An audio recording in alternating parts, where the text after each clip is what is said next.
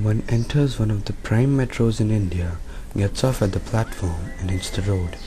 One need not go too far, but only take a cab from the station to have a proper view at the true face of any metro, its slums. A simple ride across the Indian road shows that even while driving within the city, it is impossible to go from one place to another without witnessing poverty. According to the Prime Minister of our country, Manmohan Singh, this rapid urbanization has spawned its own sets of problems. A large proportion of our urban population still lives in slums, in unacceptable conditions. the formation of a slum in any given Indian city is born from migration of people from the rural to the urban sector. A natural disaster may provoke this activity. For example, the drought in Bihar this year caused the migration of 1 million people to the towns in search of a land and a life.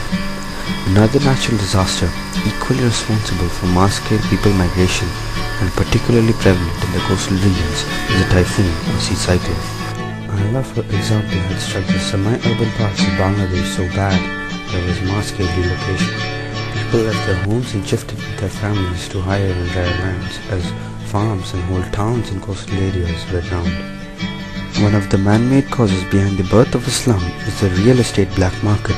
The following scenes show people who belong to the lower to the central middle-class category of Mumbai, who were promised a flat or even a plot in these areas of Maharashtra. They were asked to pay a heavy amount of money as security deposit and were later tricked of their previous dwelling.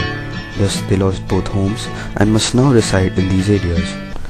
The main problem associated with residing in the slums involves the food and water conditions. The water is collected from municipal taps and are rarely filtered. Thus, they give rise to epidemic levels of waterborne diseases. The people who fall sick are not truly even aware of the medical condition. Thus, they approach superstitious methods and try other rites and rituals to deal with life-taking diseases. Severe lack of money, resources and simple care leads to them breaking down at a deeper level. The careless attitude of the government doesn't do much to help them out. Thus, at a much worse stage, when concerned officials and philanthropists reach to them to help them out, it is usually too late.